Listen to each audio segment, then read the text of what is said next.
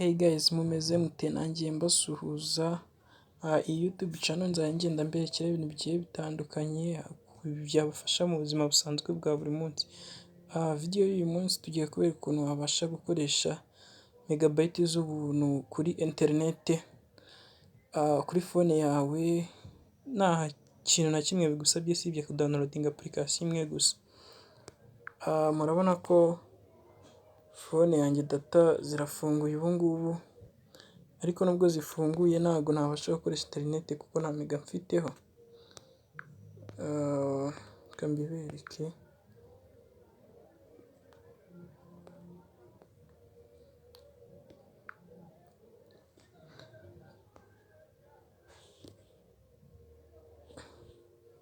Urabona ko zitabasha kugenda kuko nta megabyte ziriho, ntabwo byagenda, ntabwo ziva aho ziri. Ariko ngiye kubereka app wabasha gukoresha ukabasha kubona megabyte z'ubuntu bitakuvunnye, nta kintu na kimwe ukoze. Reka tubibereke ko ntaziriho, wenda n'urugero kadusacinge. Murabona ko ntaziriho, ntabwo yagenda. Ngiye guhita mbereka app mwakoresha mukabasha kuzikoresha kandi nta kintu na kimwe basabye usibye kuyidownloadinga gusa. Urajya kuri Play Store yawe cyangwa App Store bitewe n'icyo ukoresha, wandikemo izina ry'iyi app, bayita ngiri.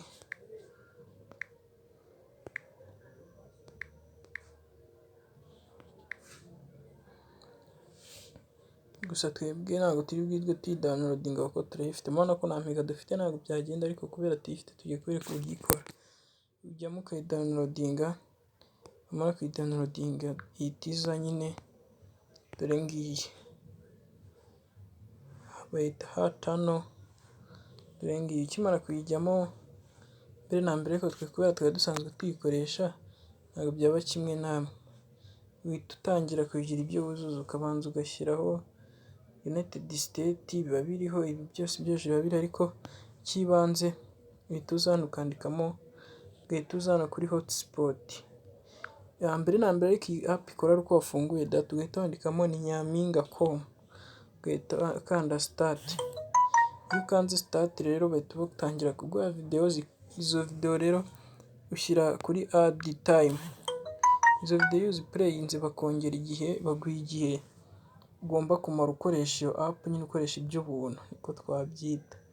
Icyo gihe rero baguma bakikongera bitewe na video zabo uguma uplayinga, ariko iyo umaze kuyiplayinga video bakaguha igihe. Nkabona ko time dufite ni amasaha 14 n'iminota 50 iki gihe dufite rero dushobora kugikoresha ayo masaha yose turi gukoresha megabyte z'ubuntu. Iyo haje hano hejuru agafunguzo uhita umenya ko connection zaje. Nk'ubu reka tujye kuri YouTube yacu turebe. Mbere ngira murabizi ntabwo ibintu byazaga, ariko reka dusacinge, wenda kadusacingemo electronics for example. Murabibuze guhita mubona ko connection zaje, dore ngiyi. Murabona ko zaje kandi mbere ntazariho. Ni urugero, reka dukine ino video.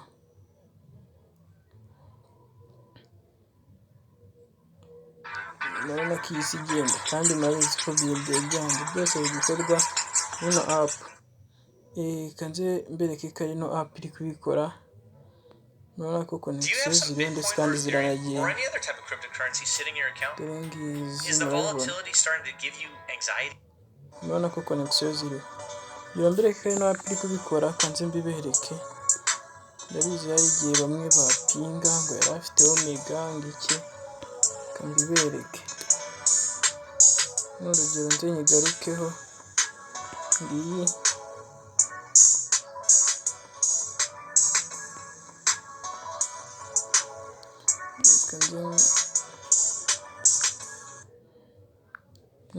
Kanze nyiveho, nyihagarike, murebe ko na connection zitahita zivaho.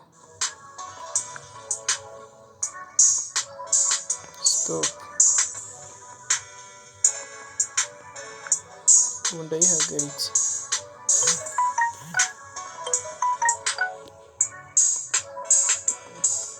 Urabona ko n'aka gafunguzo kavuyeho, ubu ntabwo app ikiri gukora. kuva karagarutse kanyihagarike, kuva kagarutse ubwayo nkanzeho kabiri.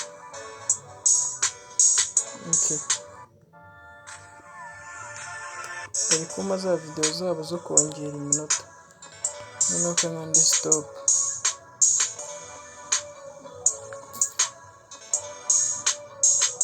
Stopping ngiye kuyihagarika, urabona ko agafunguzo kavuyeho, noneho akavireho katugaruke kuri YouTube yacu. Nitumara kugaruka wenda dupureyinga indi video, wenda kadupureyingiye kagafunguzo kacu, urabona ko ntakariho, ntago yagenda kuko ya app niyo yayikoreshaga kandi tumajije kuyifunga. Ubu buryo burakora ndetse kandi neza cyane. Ushaka gukoresha megabyte z'ubuntu wabwifashisha, kuko nanjye nibwo ndi gukoresha muri iyi minsi, habe no kongera guhendwa. Murakoze.